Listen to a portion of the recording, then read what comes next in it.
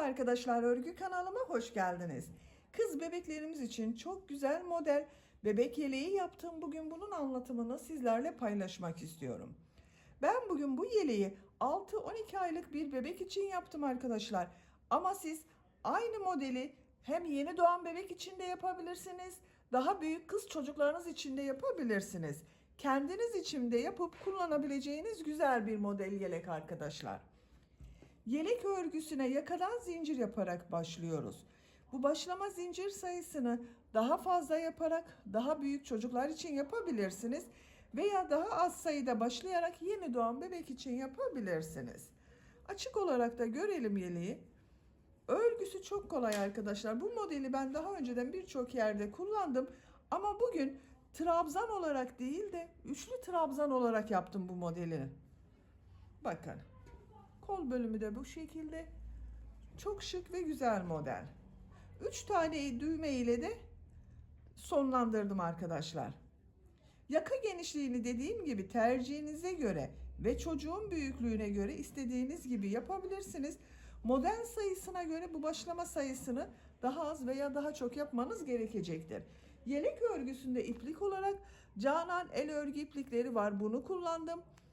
Bu ipliğin üzerinde 100 gram iplikte 320 metre var. Bu iplikten bir iplik bitti. İkinci iplikten çok az kullandım bu sıra sonlarında arkadaşlar. Renk numarasını soranlar için de BS 081. Tığ olarak da 5 numara 3 milimetre tığ kullandım. Elinizin sıklığına göre daha büyük numaralı tığ kullanabilirsiniz veya daha küçük numaralı tığ kullanabilirsiniz. Kullandığınız tığ numarası iplik kalınlığı yaptığınız örgüleri değiştirecektir arkadaşlar. Eliniz de sıkıysa sizin yaptığınız ölçü benim yaptığımdan daha küçük olacaktır. Ben bugün bu renk ve bu marka bir iplik kullandım. Siz bu yelek örgüsünü istediğiniz marka iplik ve renkleri kullanarak örebilirsiniz. Yazlık ve kışlık her mevsim için uygun bir model arkadaşlar. Örgüye başlamadan önce ölçülerini de söylüyorum, fikriniz olsun. Kol altının buradan gövde genişliğini ölçüyorum. 25 santimetre. İnç olarak ölçüyorum. 9,5 inç. Yüksekliğini ölçüyorum. Kol altının buradan yükseklik 21 santimetre. Bu da 6 aylık bebek için güzel bir ölçü. 6-12 aylık bebek için. Siz farklı ölçülerde yapmak istiyorsanız standart bebek ölçü tablosunu ben hazırladım. Bu videonun açıklama bölümüne ekledim. Siz izlediğiniz bu videonun açıklama bölümünde bulunan standart ölçü tablosuna göre yükseklikleri ve genişlikleri ayarlama yapabilirsiniz. Buna takım olarak bakın çok güzel de bir şapka yaptım. Tam kız çocuklarına yakışacak şekilde güzel modelli bir şapka. Aynısı model arkadaşlar. Aynı modelden yaptım. Siz de bunun gibi bir şapka ile takım yapmak isterseniz bu şapkanın anlatımını da yaptım. YouTube kanalıma yükledim. Bu şapkanın olduğu YouTube linkini de bu izlediğiniz videonun açıklama bölümüne ekliyorum. O şapka linkine tıklarsanız bunun gibi güzel bir şapka yapabilirsiniz. Hazırsanız ipliği tığı hazırlayalım. Hep birlikte bu güzel yelek örgüsüne başlayalım. Örgü kanalıma abone değilseniz abone olmayı unutmayın lütfen. Örgü kanalıma abone olmak ücretsiz. Örgü kanalıma ücretsiz abone olup orada bulunan zil şeklinde dokunarak açık yaparsanız kanalıma video yüklediğim zaman ilk önce size bildirim gelir. Örgülerimden herkesten önce sizin haberiniz olur. İzlediğiniz videolarıma beğeni ve yorumlarınızı da yapmayı unutmayın lütfen arkadaşlar. Örgü kanalıma ücretsiz abone olup beğeni ve yorumlarıyla da destek olan bütün arkadaşlara ayrıca teşekkür ederim. Hepinize kolay gelsin. İyi çalışmalar. Örgüye yakadan zincir yaparak başlıyorum. Zincir yapabilmek için ilk ilmeği ben bak bu şekilde yapıyorum. Size nasıl kolay geliyorsa ilk ilmeği öyle yapabilirsiniz. Zincirleri yapmaya başlıyorum. Çok sıkı zincirler yapmayalım arkadaşlar. Bu zincirler üzerine trabzan yapacağız. 91 zincir yapalım. 91 zinciri yaptım. Çok sıkı zincirler yapmadım bakın. 91 zincirin kaç santimetre olduğunu ölçüyorum.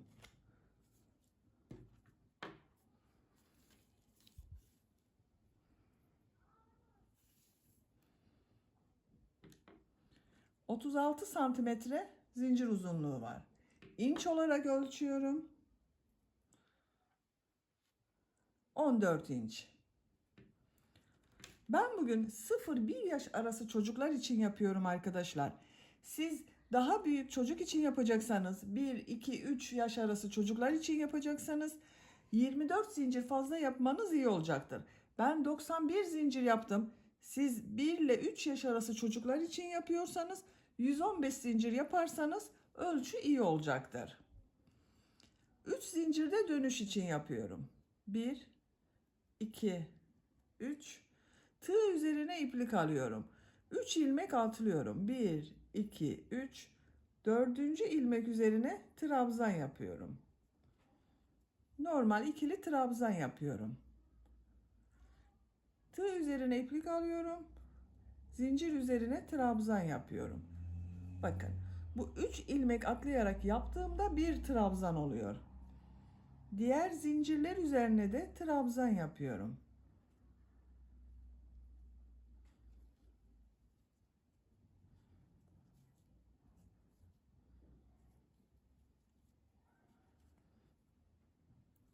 Sıra sonuna kadar devam edelim. Zincirler üzerine trabzan yaparak sıra sonuna kadar tamamladım. Bu bir sıra üzerinde 91 trabzan var arkadaşlar. Bu 3 ilmek atladığımla birlikte 91 trabzan var. Siz daha büyük yapıyorsanız 115 zincir yaptıysanız 115 trabzan olacak burada. İkinci sıradayız. İkinci sırada kafesler yapacağız. 4 zincir yapıyorum. 1, 2, 3, 4. Örgüyü çeviriyorum. Tığ üzerine iplik alıyorum. Bir ilmek atlıyorum. İkinci ilmek üzerine trabzan yapıyorum. Bakın. 2 zincir yapıyorum. Tığ üzerine iplik alıyorum. Bir ilmek atlıyorum. İkinci ilmek üzerine trabzan yapıyorum. 2 zincir. Tığ üzerine iplik alıyorum. Bir ilmek atlıyorum. İkinci ilmek üzerine trabzan yapıyorum. 2 zincir yapıyorum. Bir ilmek atlıyorum. İkinci ilmek üzerine trabzan yapıyorum. Bakın, bu şekilde kafesler yapıyoruz.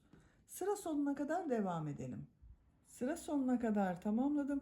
Sıra sonunda bir ilmek, bir de 3 ilmek atlayarak yaptığım trabzan var. 2 zincir yapıyorum. Tığ üzerine iplik alıyorum. Bu bir ilmeği atlıyorum.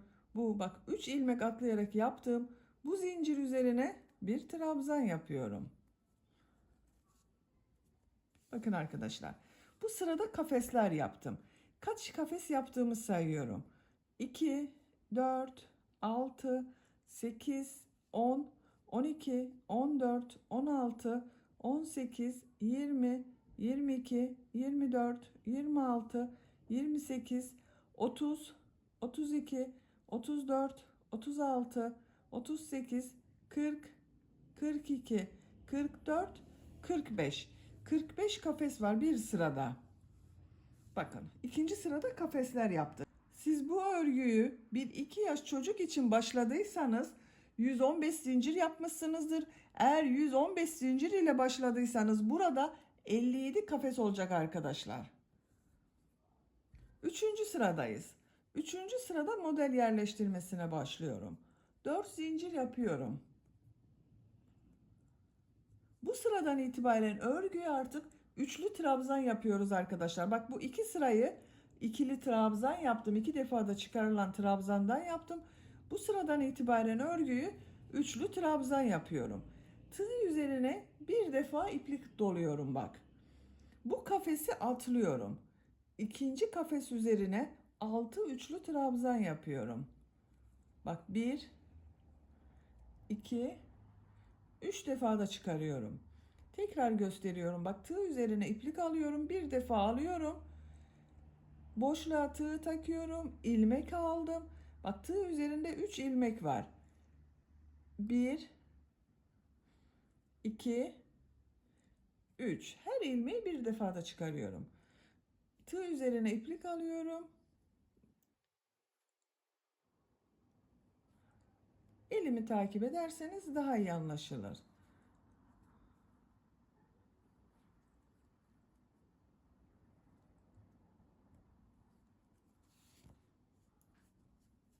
Siz isterseniz 2 defa iplik dolayarak da yapabilirsiniz. Ben bir defa iplik dolayarak 3 defa da çıkarmayı tercih ediyorum.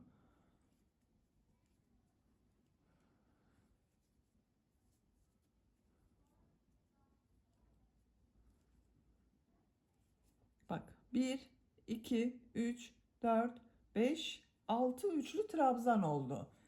2 zincir yapıyorum. Bak takip eden bu kafes üzerine sık iğne yapıyorum. 2 zincir yapıyorum. Tığ üzerine iplik alıyorum. Bu kafes üzerine 6 üçlü trabzan yapıyorum.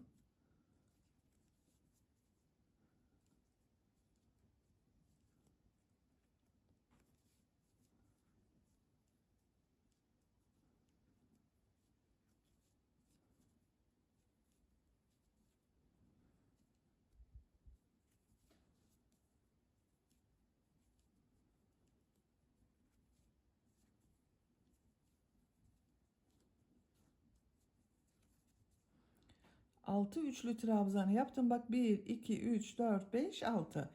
2 zincir yapıyorum. Bu kafes üzerine sık iğne yapıyorum. 2 zincir yapıyorum.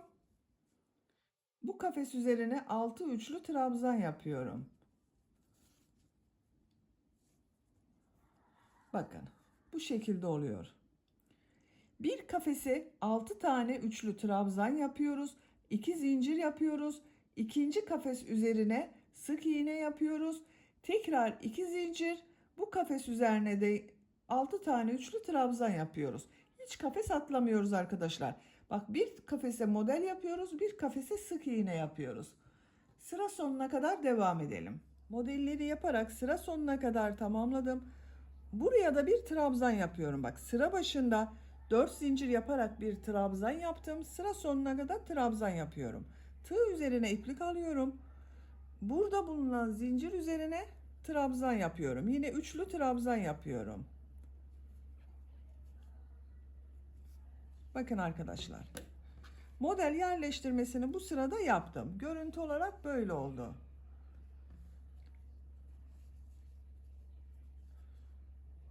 Dördüncü sıradayız. 4 zincir yapıyorum. 1, 2, 3, 4. Örgüyü çeviriyorum. Tığ üzerine iplik doluyorum. Bu 6 trabzanı 3 trabzanı yapacağız. 2 zincir yapacağız. 3 trabzanı yine ters taraf, bak buradan boşluktan alarak trabzan yapacağız. Üzerine yapmıyorum. Şu şekilde tığı boşluğa takıyorum. Üçlü trabzan yapıyorum. 1, 2, 3. Tığ üzerine iplik doluyorum. Trabzanı boşluktan bak alıyorum. Üçlü trabzan yapıyorum. 1, 2, 3.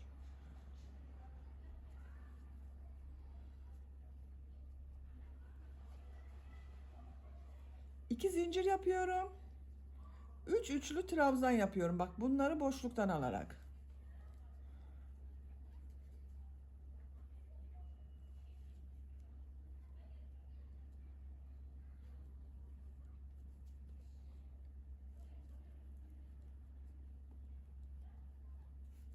Bakın arkadaşlar. 3 üçlü trabzanı boşluktan aldım, trabzan yaptım. 2 zincir yaptım. 3 üçlü trabzanı boşluktan aldım, trabzan yaptım. Düz tarafın görüntüsü böyle. Bak burası kabarık görünüyor. Boşluktan alarak yaptığımız için. Tığ üzerine iplik alıyorum. Diğer modelde de burada yaptığımın aynısını yapıyorum. 3 üçlü trabzanı boşluktan alıp üçlü trabzan yapıyorum. 2 zincir yapıyorum. 3 üçlü trabzan yapıyorum. İlk modeli yavaş gösterdim. Bunları hızlı yapıyorum arkadaşlar.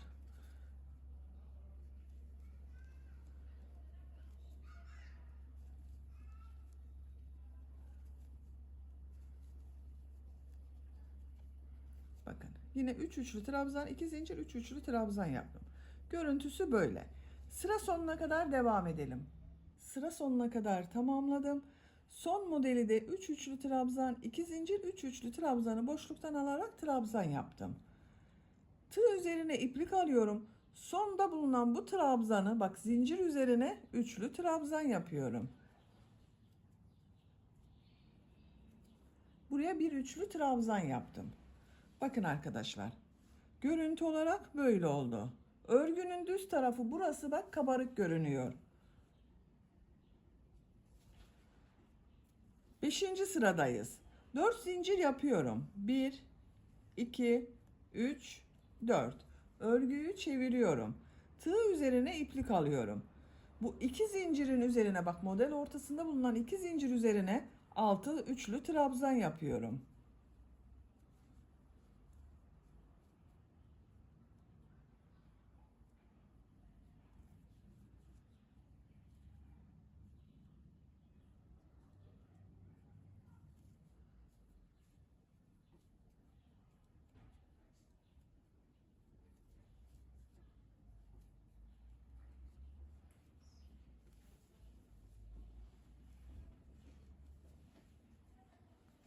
Altı üçlü trabzanı yaptım. 2 zincir yapıyorum.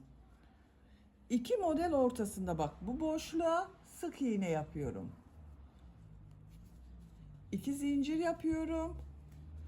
Diğer model ortasında bulunan 2 zincir üzerine 6 trabzan yapıyorum. Üçlü trabzan yapıyorum bak.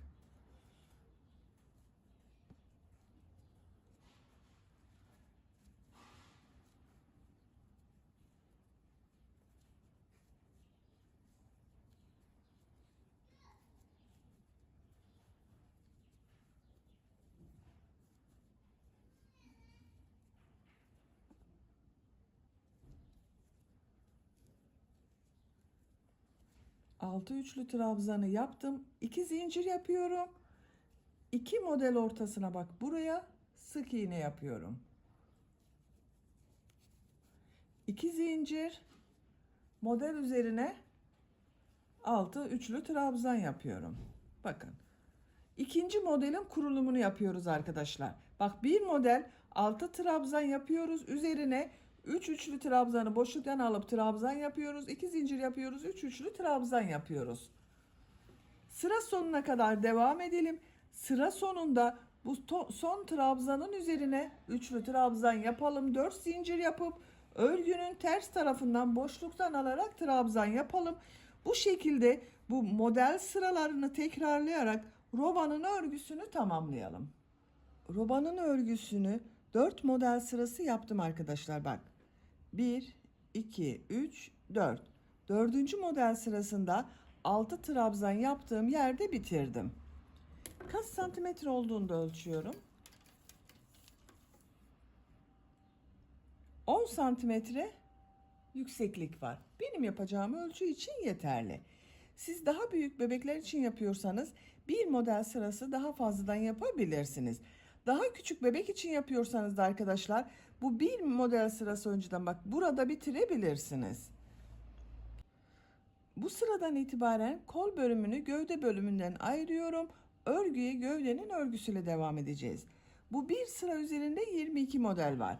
Kol bölümlerinin yerlerini işaret yapalım. Bak sayıyorum. 1, 2, 3 model sayıyorum. Bu boşluğa işaret yapıyorum. Kol için 5 model sayıyorum. 1, 2, 3, 4, 5.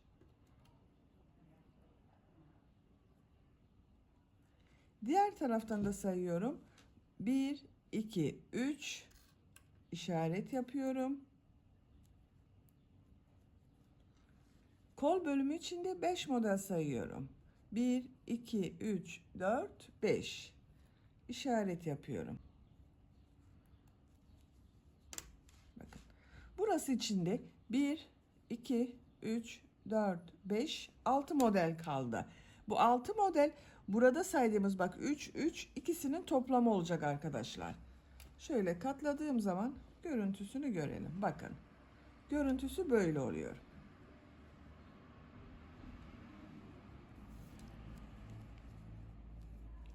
4 zincir yapıyorum. 1, 2, 3, 4. Örgüyü çeviriyorum. Bu bak 3 trabzanı boşluktan alıyorum. Üçlü trabzan yapıyorum.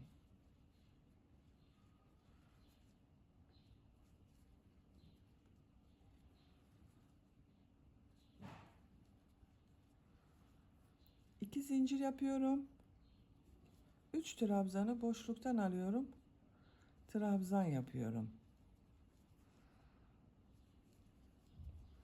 Modeli aynı şekilde devam ediyoruz. Diğer modele başlıyorum. 3 trabzanı boşluktan alıyorum, trabzan yapıyorum. 2 zincir yapıyorum. 3 trabzanı boşluktan alıyorum, trabzan yapıyorum.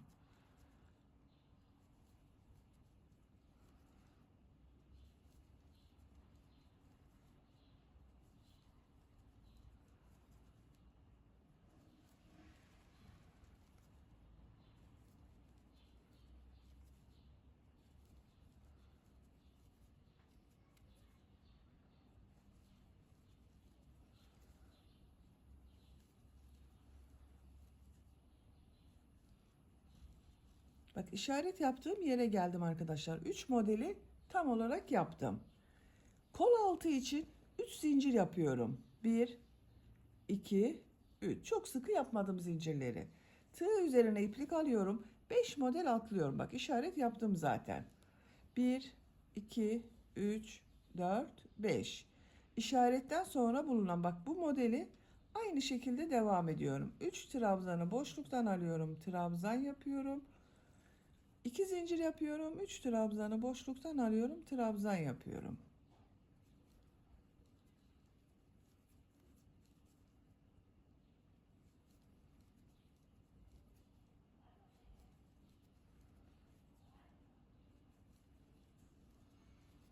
Bakın kol altı da böyle oldu. Bu şekilde devam ederek bak diğer kol altını yapacağımız buraya kadar devam edelim. Diğer işaret yaptığım yere kadar bak modelleri yaptım. 1, 2, 3, 4, 5, 6 model yaptım. Diğer kol altındayım. 3 zincir yapıyorum. 1, 2, 3. Tığ üzerine iplik alıyorum. Kolda işaret yaptığım 5 model atlıyorum. 1, 2, 3, 4, 5. Bu modeli bak aynı şekilde boşluktan alarak trabzan yapıyorum. Bak diğer kol altında buraya yaptık. Sıra sonuna kadar devam edelim. Modelleri yaparak sıra sonuna kadar tamamladım. Bakın arkadaşlar bu sırada gövde bölümünü kol bölümünden ayırdık. Böyle görünüyor bak. Kol altlarında üçer zincir yaptım. Bu sırada bu kol altlarına da birer model eklemesi yapacağız. Ve arttırma yapacağız arkadaşlar. Bak buraya kadar bu trabzanları 6 trabzan yaptım. Bu sıradan itibaren 8 trabzan yapıyorum. Biraz genişleme olsun istiyorum. Bakın görüntüsü böyle. 4 zincir yapıyorum. Örgüyü çeviriyorum. Tığ üzerine iplik alıyorum. Bu iki zincirin üzerine 8 trabzan yapıyorum. Üçlü trabzan yapıyorum arkadaşlar. Bak 8 adet üçlü trabzan yapıyorum.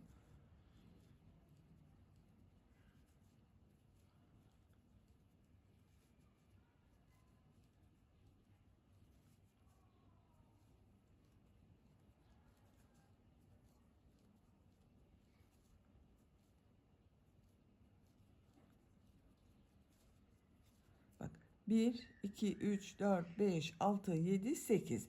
2 zincir yapıyorum. 2 model ortasına sık iğne yapıyorum. 2 zincir, diğer model ortasına da 8 üçlü trabzan yapıyorum. Bak.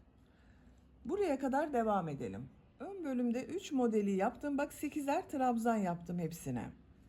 Kol altının olduğu yere geldim. Bak 3 modelden sonra 2 zincir yapıyorum. Bu modelin bak bir alt sırada bulunan bu modelin buraya sık iğne yapıyorum. 2 zincir yapıyorum. Kol altında 3 zincir yaptım. Bu 3 zincirin bak bir zincir atlıyorum. Bu zincir üzerine 8 trabzan yapıyorum. Üçlü trabzan bakın arkadaşlar. Normal ikili trabzan yapmıyorum.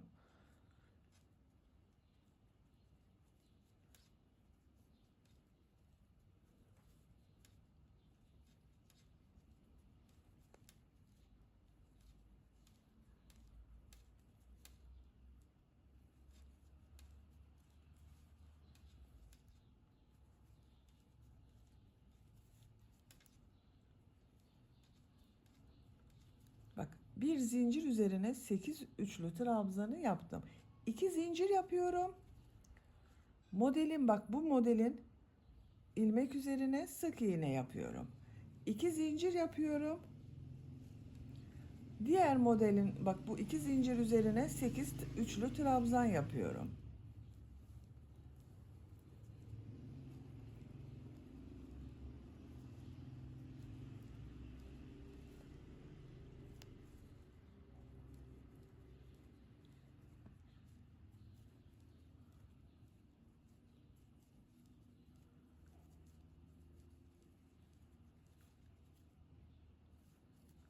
İki zincir yapıyorum.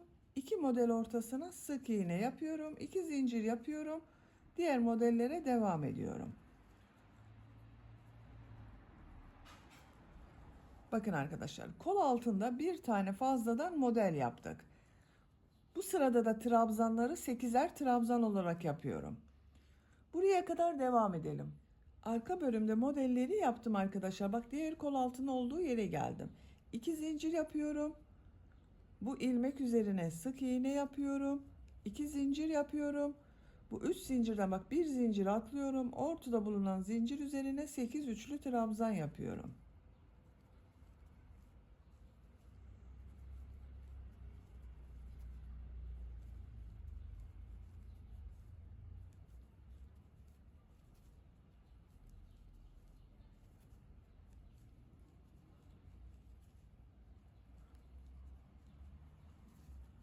İki zincir yapıyorum. Sık iğne yapıyorum. 2 zincir yapıyorum. Bu 2 zincir üzerine 8 üçlü trabzan yapıyorum. Bakın, buraya da bir model yaptım. Diğer kol altında da bir model yaptım. Buraya da model yaptım. Sıra sonuna kadar devam edelim. Sıra sonuna kadar tamamladım. Sıra sonunda 4 zincir yapıyorum. Örgüyü çeviriyorum. Bak, burada 8 trabzan yaptım. 1, 2, 3, 4 trabzanı boşluktan alıp trabzan yapıyorum. 2 zincir yapıyorum. 4 trabzanı boşluktan alıp trabzan yapıyorum. 1, 2, 3, 4. 2 zincir yapıyorum. Bu 4 trabzanda boşluktan alıyorum, trabzan yapıyorum.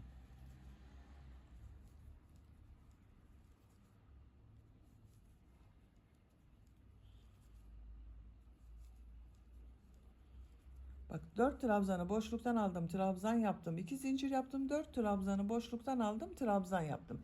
Biraz daha büyük bir model oldu. Tığ üzerine iplik alıyorum. Diğer modelde de 4 trabzanı boşluktan alıp trabzan yapıyoruz. 2 zincir yapıyoruz. 4 trabzanı boşluktan alıp trabzan yapıyoruz. Bu şekilde devam edelim. Bak, burada da aynı yapıyoruz arkadaşlar. 8 trabzan yaptım. 4'ünü boşluktan alıp trabzan yapacağız. 2 zincir, 4 trabzan boşluktan alıp trabzan yapacağız. Sıra sonuna kadar devam edelim. Sıra sonuna kadar tamamladım. Sıra sonunda 4 zincir yapıyorum. Örgüyü çeviriyorum. Bu 2 zincirin üzerine yine 8 üçlü trabzan yapıyorum.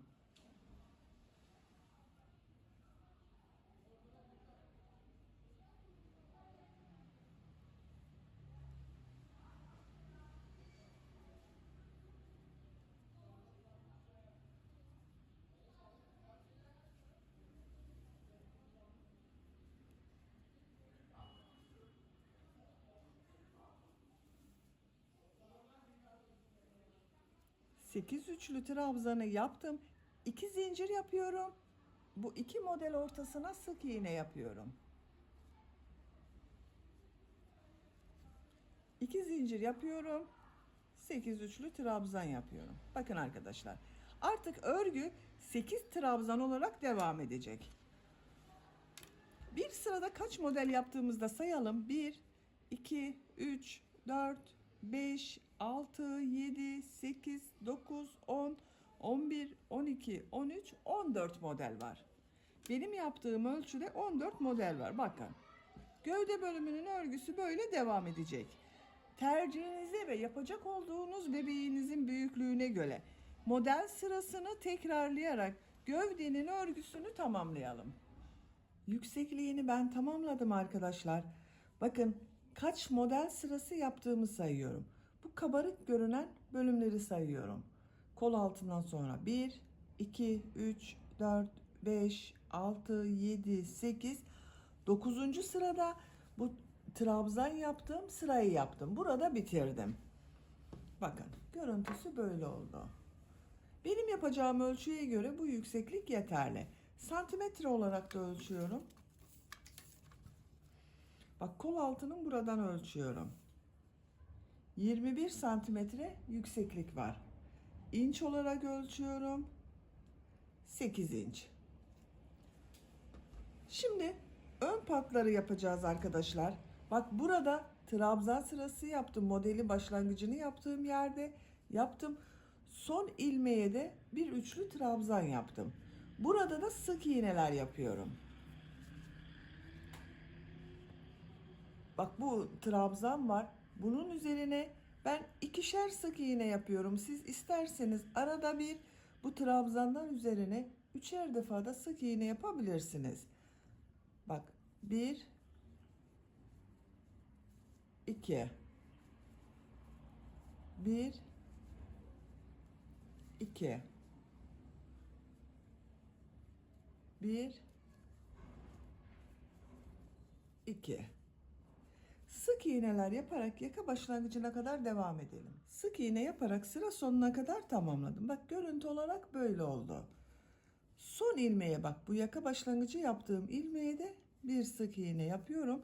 Kontrol ediyorum. Bakın şöyle yerleştirdiğimiz zaman düzgün görünecek arkadaşlar. Elinizin sıklığına göre bazı trabzanlara üçer sık iğne yapmanız gerekebilir.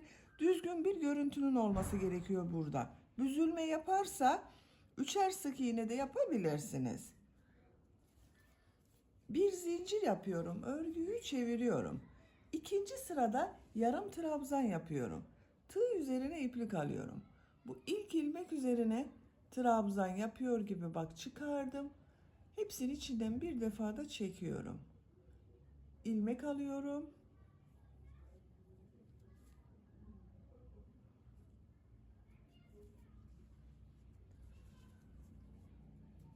Yarım trabzanlar yapıyorum.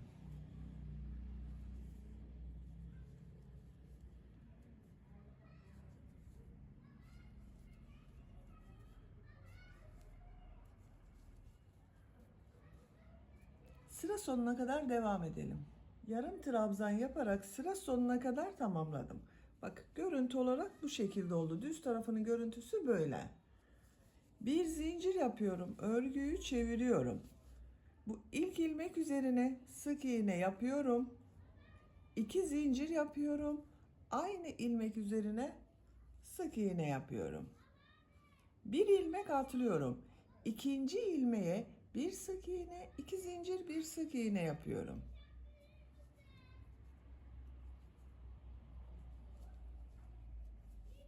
Bir ilmek atlıyorum. İkinci ilmeğe bir sık iğne, 2 zincir, bir sık iğne yapıyorum.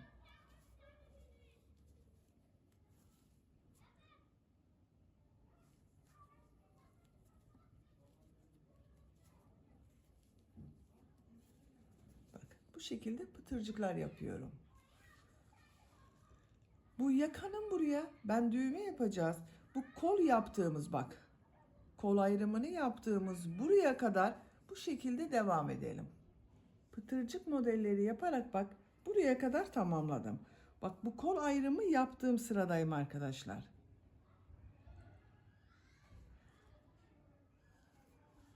En son pıtırcık modelinden sonra bak bir ilmek atlıyorum. İkinci ilmeğe sık iğne yapıyorum. Düğme için zincir yapıyorum bak. 1, 2, 3, 4, 5 zincir yaptım. Düğme iliği yapıyorum bak buraya.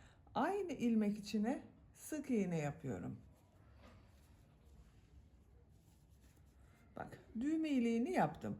Bu düğme iliğini için yaptığımız zincir sayısı dikecek olduğunuz düğmeye göre değişir. Ben bu şekilde bir düğme dikiyorum bak bugün. Bunun geçeceği gibi düğme iliği yaptım. Bak Bir ilmek atlıyorum. İkinci ilmeğe bir sık iğne, 2 zincir, bir sık iğne yapıyorum. Bir ilmek atlıyorum. İkinci ilmeğe bir sık iğne, 2 zincir, bir sık iğne yapıyorum.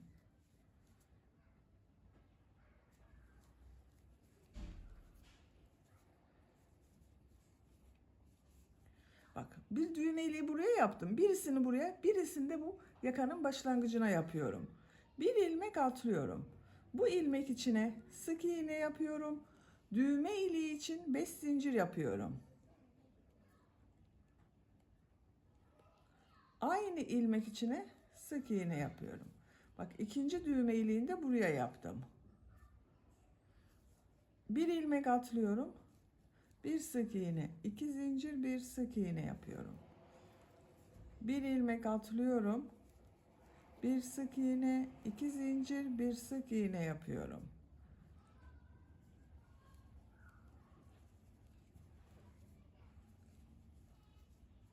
Bir ilmek atlıyorum. Bu ilmek içine sık iğne yapıyorum. Düğme iliği için 5 zincir yapıyorum. Sık iğne yapıyorum. Bak, iki düğme iliği arasında 1, 2, 3 pıtırcık var. 1, 2, 3. Eşit olması iyi olur arkadaşlar. Bu iki aranın eşit olması iyi olacaktır. Bak, şu son ilmeğe de sık iğne yapıyorum. Diğer tarafa da burada yaptığımız gibi sık iğne, yarım trabzan ve bu pıtırcıktan yapacağız. Oraya gitmek için yaka çevresinde sık iğne yapıyorum. Her ilmek üzerine bir sık iğne yapıyorum.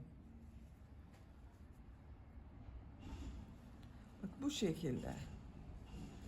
Bak, başladığım ipliği de arada tutuyorum. Yaka başlangıcına kadar devam edelim. Yaka çevresinde sık iğne yaparak diğer uç noktaya kadar tamamladım. Bakın, görüntüsü böyle oldu arkadaşlar. Buraya da burada yaptığımızın aynısını yapacağız. Ama bak, ipliği kesmemek için, buranın düzgün görünmesi için ipliğin diğer ucunu başlıyorum ben. Bunu burada bekletiyorum arkadaşlar. Bak, 2 ilmek öncesine kadar yaptım. Burada bekletiyorum. Yaka başlangıcından bu iplik ucu ile bağlantı yapıyorum. Bir zincir yaptım, sağlamlaştırdım. Her trabzan sırasına 2 sık iğne yapıyorum.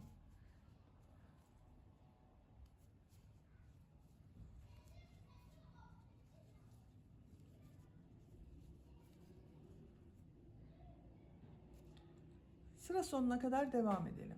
Sıra sonuna kadar sık iğne yaptım. Bir zincir yapıyorum, örgüyü çeviriyorum. Her ilmek üzerine yarım trabzan yapıyorum.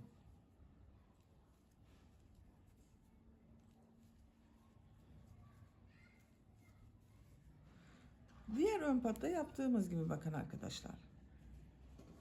Sıra sonuna kadar devam edelim. Yarım trabzanları sıra sonuna kadar tamamladım. Bu ipliği burada kesiyorum.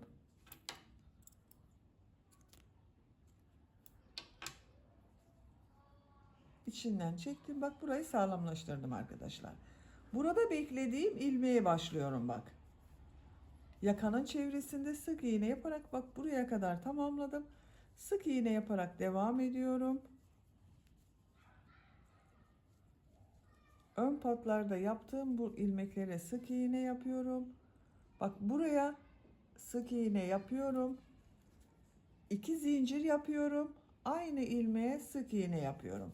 Bu ön patta da bir sık iğne, 2 zincir, bir sık iğneden yaptığım pıtırcıkları yapıyorum. Bir ilmek atlıyorum. İkinci ilmeğe bir sık iğne, 2 zincir, bir sık iğne yapıyorum.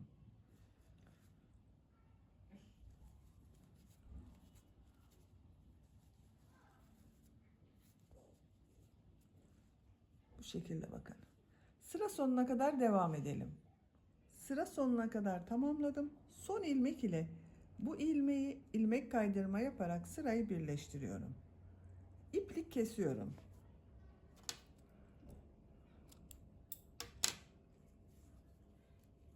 Bakın arkadaşlar. Bu patın da görüntüsü böyle oldu. Düğmelerini de diktim ben, bakın bu şekilde. 3 tane düğme diktim. Bu düğme iliği yaptığımız yerlerin tam karşısına düğmelerini diktim.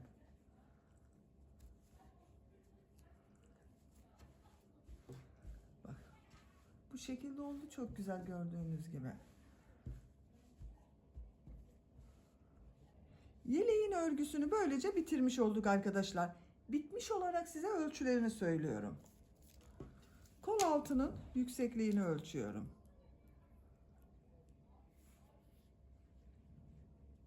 21 santimetre. İnç olarak ölçüyorum. 8 inç. Genişliğini ölçüyorum. Kol altının buradan gövde genişliğini ölçüyorum. 25 santimetre. İnç olarak ölçüyorum. 9,5 inç. Bu ölçüde 6 aylık bebek için güzel bir ölçü. Ben bugün bu yeleği 6-12 aylık bir bebek için yaptım. Bu büyüklükte oldu arkadaşlar.